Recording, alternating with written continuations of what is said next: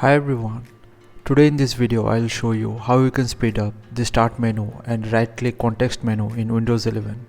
To get started, simply search for Windows PowerShell, right click over it and run it as administrator.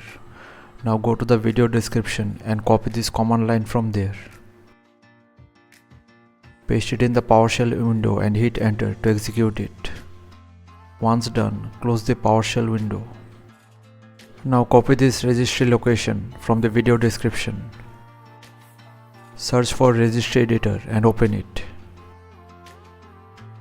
Now in the address bar of the registry editor, simply paste that location and hit enter. Now from the right hand side, find the key menu show delay. Double click on it and set the value data from 400 to 0 and save the change. Close everything and restart your computer for the changes to take effect. After restart, you will notice increased speed in the context menus and start menu.